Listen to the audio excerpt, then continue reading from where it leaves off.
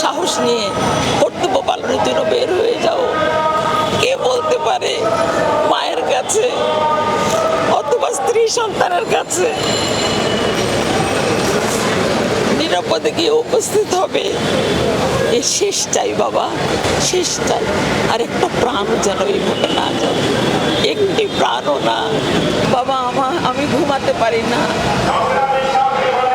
পৃথিবীর কোথাও যেন এমন নির্বিচার প্রাণহানি না হয়। বাচ্চারা নিরস্ত্র শান্তিপূর্ণ আন্দোলন চালিয়েছে। 2 শতাধিক মানুষ, শুধু কি শিক্ষার্থী, বাবার কোলে শিশু পর্যন্ত নিক্ষিপ্ত গুলিতে প্রাণ হারিয়েছে। এ কেমন গুলি নিক্ষেপ? যারা গুলি নিক্ষেপ করেছে পুলিশ, ওরা তো মায়েরই সন্তান, ওরা তো সন্তানের বাবাও বটে। ওরা কি তখন মানুষ ছিল না?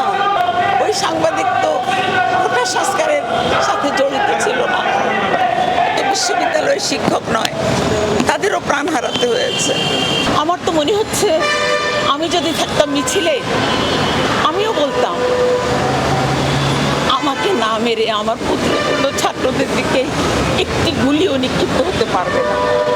যেমন আবু সাইদ আপনজনই ভেবেছে সব শিক্ষার্থীদের, সে প্রতিরোধ হয়ে দাঁড়িয়েছে 2 হাত মেলে। একই আক্রমণ। পুলিশরাও তো মায়েরই সন্তান, পুলিশও তো মানুষ। কি করে নিরস্ত্র মানুষের বুকে বা নিরস্ত্র শিক্ষার্থীর বুকে তারা গুলি নিক্ষেপ করেছে? আমি জানি না, আমি এখনো বিশ্বাস করতে পারি না যে 2 শতাধিক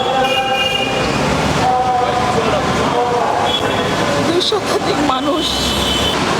তোমরা আমাকে আর কিছু বলতে বলো না, আমার খুব কষ্ট হচ্ছে। এই স্বাধীন দেশ, কেউ কি দেখেছো মৃত্যু? এমন মৃত্যু তোমরা কেউ দেখেছো?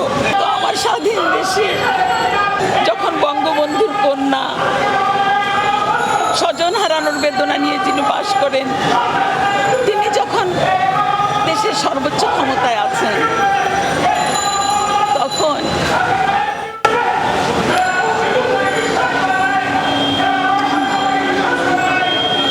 দেশে এমন করে মৃত্যুর মিছিল কেমন করে তৈরি হলো? তোমাদের মতো ছেলে মেয়েরা তোমরা এখানে দাঁড়িয়ে আছো, এটা যেন সৌভাগ্য। সাংবাদিকও তো প্রাণ হারিয়েছে, তোমরাও তো বেঁচে না থাকতে পারতে। এর শেষ হবে কোথায়? কেউ কি দেখেছে স্বাধীন দেশে? এই আমার স্বাধীন দেশ। আমার খুব দুঃখ হয় প্রধানমন্ত্রীর, মাননীয় প্রধানমন্ত্রীর সুকীর্তিগুলো যেন সব ম্লান হয়ে গেছে বা ম্লান হয়ে যাচ্ছে। আমি আল্লাহর কাছে প্রার্থনা করি আরেকটি প্রাণ যেন না ঝরে, আরেকটি মানুষও যেন স্বজন হারা না হয়। মডেল কলেজের তো প্রথম বর্ষে এক দিব্য সুন্দর প্রিয় দর্শন এক ছাত্র প্রাণ হারিয়েছে। বাবা আমি ঘুমাতে পারি না।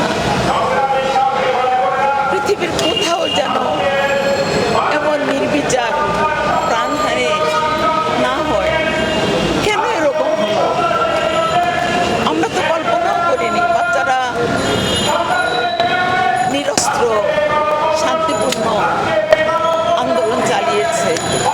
এতগুলো দিন চলে গেল, ওদের সাথে বসে গঠনমূলক আলোচনার মধ্য দিয়ে এর কি মীমাংসা করা যেত না?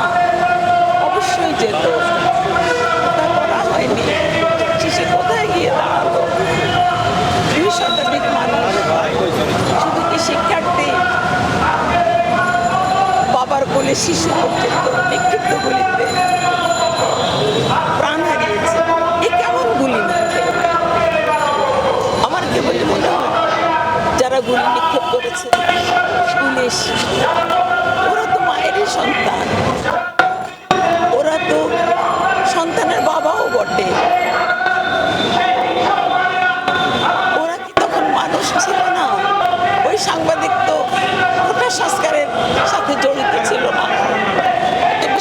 বিদ্যালয়ের শিক্ষক নয়, তাদেরও প্রাণ হারাতে হয়েছে। সাহস নিয়ে কর্তব্য পালনের জন্য বের হয়ে যাও। কে বলতে পারে মায়ের কাছে অথবা স্ত্রী সন্তানের কাছে নিরাপদে গিয়ে উপস্থিত হবে। এ শেষ চাই বাবা, শেষ চাই।